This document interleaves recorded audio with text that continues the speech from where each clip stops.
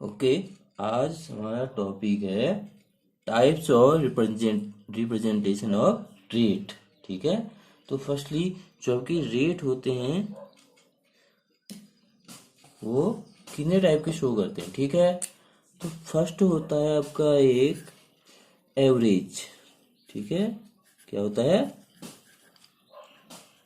Average rate. Second है instantaneous rate. Instantaneous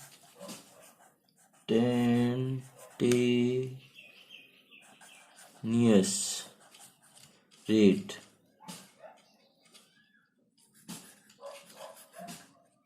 ठीक है। थर्ड होता है आपका इनिशियल रेट।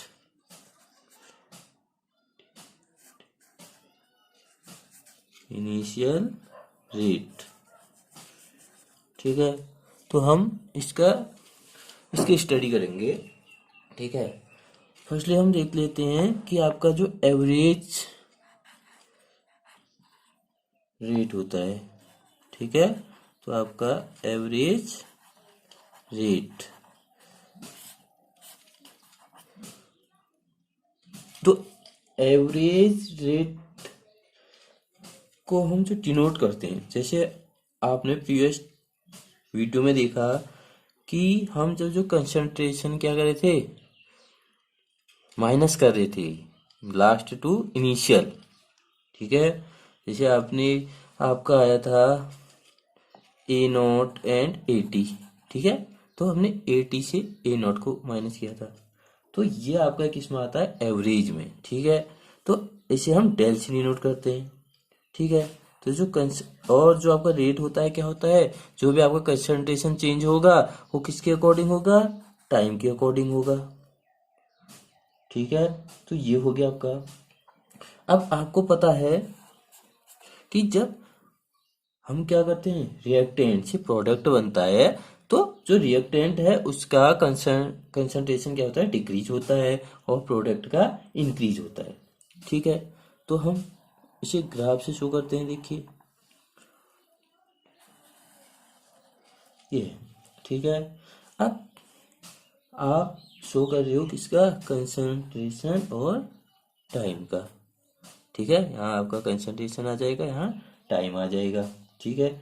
अब यहाँ पर जीरो है। अब जब आपका टाइम जीरो है तो उस समय कोई कंसंट्रेशन है आपका। ठीक है। यहाँ पर कितना है? T=0 में क्या होता है? A0। ये किसके लिए है? आपका रिएक्टेंट के लिए है फर्स्टली। ठीक है।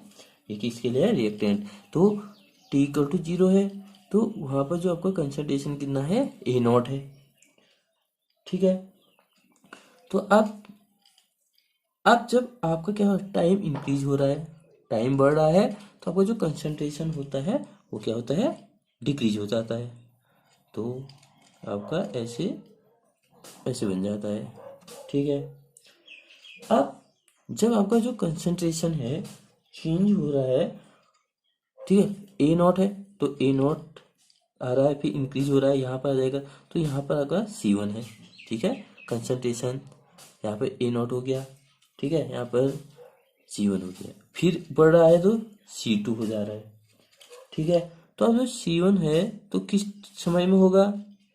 ये हो जाएगा आपका T1। ठीक है। तो क्योंकि कंसंट्रेशन डिक्रीज हो रहा है, यहाँ पे A0 हो गया आपका, फिर C1 आ गया कंसंट्रेशन, फिर C2 आ गया, तो आपका जो रिएक्टर में डिक्रीज हो रहा है। ठीक है। तो यहाँ पर आपका T2 आ गया। ठीक है। तो जो T1 का है कंसंट्रेशन, T1 का C1 और T2 का C2। ठीक है। अब इसमें आपका जो C2 होगा क्या होगा? C2 लेस देन C1 है ना? C2 less than C1। ठीक है। अब यहाँ पर जो आपका जो कंसंट्रेशन होगा क्या होगा? निगेटिव होगा। होगा ना? क्योंकि ये देखिए जो डेल सी होता है क्या होता है? लास्ट को हम इनिशियल से माइनस करते हैं, तो C2 माइनस C1, और यहाँ पर जो आपका होता है माइनस होता है। ठीक है। तो ये T2 माइनस T1 हो गया। ठीक है, क्योंकि ये रिएक्टेंट का है तो डिक्रीज होगा। ठीक है, अब देखिए ये तो आपका क्या होगा, किसी इन फाइनाइट टाइम में, एक फिक्स टाइम है, आपको वो दिया है, इसलिए वो डेल सी हो गया। ठीक है, अगर वो आपसे ये पूछता है, ठीक है, यहाँ पर किसी बहुत कम डिफरेंस है समय में, या कंसंट्रेशन बहुत कम डिफरेंस हो रहा है, ठीक है, तो वही आपका जो ये वाला है पॉइंट, इस जो स्लोप है, ठीक है, यही आपका क्या कहलाता है, इंस्टेंटेनियस, यही कहा जाएगा आपका इंस्टेंट। ठीक है, मीन्स जो आपका, जिसे हम डी से भी डिनोट करते हैं, आया था D C upon D T. ठीक है, ये आपका इंस्टेंटेनियस होता है। ठीक है, जो इंस्टेंटेनियस है वही स्लोप शो करता है, जो आपका स्लोप बनना है वही आपका जो स्लोप है लाइन का रेट कहलाएगा, किस कंडीशन में, इंस्टेंटेनियस कंडीशन में।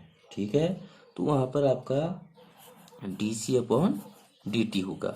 ठीक है, और अगर एवरेज निकालेंगे तो वो किस में होगा, वो डेल में होगा। ठीक है, ज्यादा डिफरेंट। अब इसी को हम प्रोडक्ट में शो करते हैं। ठीक है, तो टी इक्वल टू 0 है, तो यहाँ टी हो गया, यहाँ पर सी हो गया। ठीक है, अब जो प्रोडक्ट में होता है क्या होता है, इंक्रीज होता है।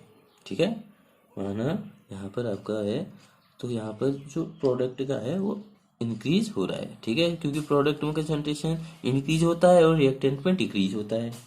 ठीक है, तो अब यहाँ से बढ़ेगा तो C1, तो यहाँ पर T1 हो जाएगा। ठीक है, यहाँ पर आपने माना C2 लिया, तो इसका टेम्परेचर T2 हो गया। ठीक है, तो सेम आपका जो del C upon del T क्या हो जाएगा, C2 माइनस C1। ठीक है, अपॉन T2 माइनस T1। तो यहाँ पर देखिए C1 से C2 ज़्यादा है, तो यहाँ पर प्लस वैल्यू आएगी। ठीक है, किसमें, एक फाइनाइट टाइम में, फाइनाइट टाइम में। ठीक है, अगर हम किसी कहीं पर निकाल लिए, इनके बीच में कहीं पर भी आप निकाल लिए हो, मीन्स जो आपका टाइम क्या होता है, उनमें टाइम बहुत कम होता है, 10 to 0, बहुत कम डिफरेंस होता है टाइम में। ठीक है, ठीक है, बहुत कम डिफरेंस होता है, और ये जो स्लोप कहलाता है, यही आपका वो इंस्टेंटेनियस रेट कहलाता है। ठीक है, ये हो गया। अब इंस्टेंटेनियस रेट आगे समझो हमको। ठीक है, तो इंस्टेंटेनियस रेट, ठीक है, तो ये होता है, जो डेल टी होता है 10 to 0 होता है। ठीक है, ये होता है आपका 10 to 0।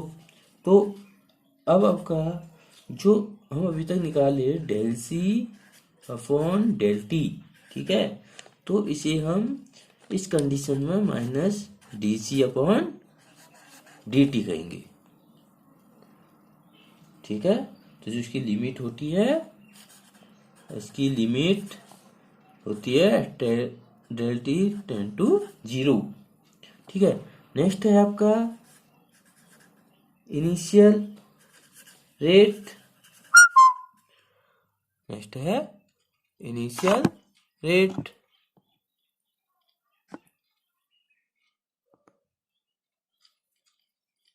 ठीक है, तो इनिशियल रेट क्या है, जहां पर आपका टाइम क्या है, 0 होता है।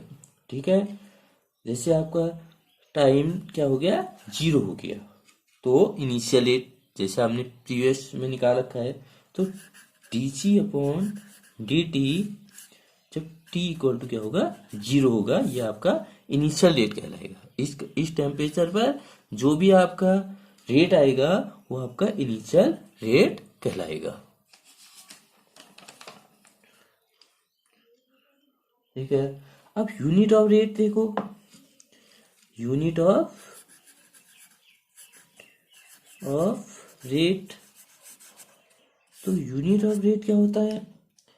देखो, आपको बताया था जब हम रेट निकालेंगे तो ये किस पर डिपेंड है? दो चीजों पर। एक तो होता है आपका एक्वस और एक होता है गैस। ठीक है, तो अब जब हम एक्वस देखते हैं तो इसका क्या चेंज होता है? कंसंट्रेशन चेंज होता है। Change in concentration. ठीक है, किसके रिस्पेक्ट में? Change in time. ठीक है, किसके रिस्पेक्ट में? Change in time.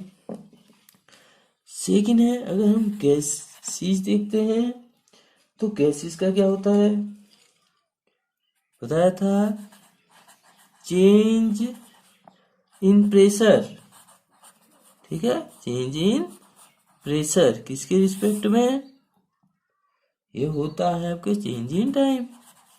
क्या होता है? Change in time.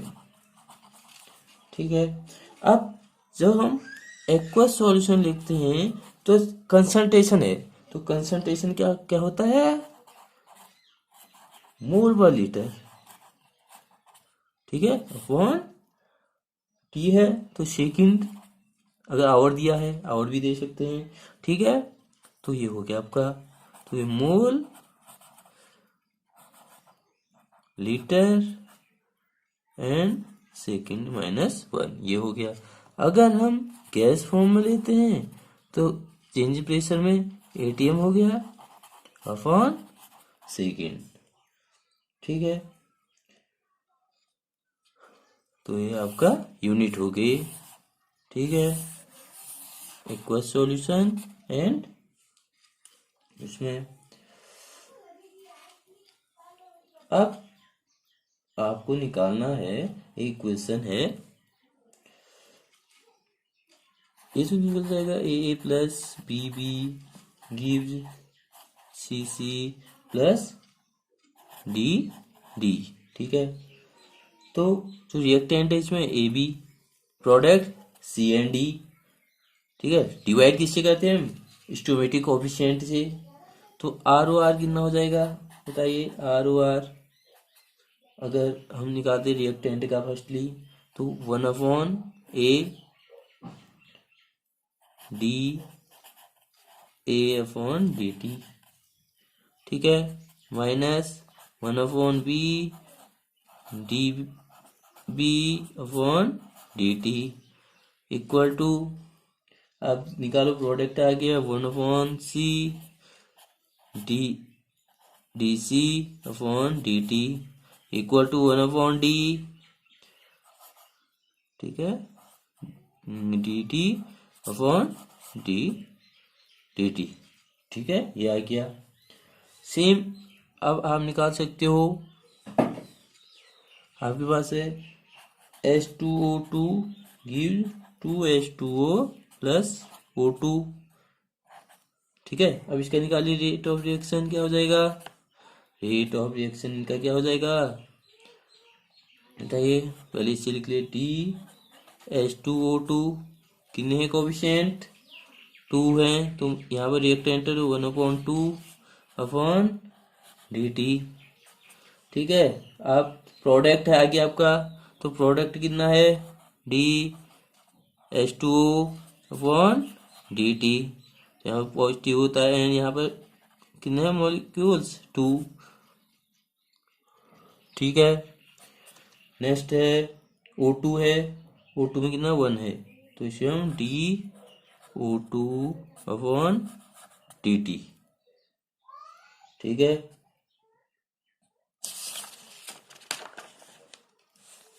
अगर आपके पास है 1/2A plus B give 1/3C, तो अब इसका निकालिए, तो रेट ऑफ रिएक्शन कितना हो जाएगा?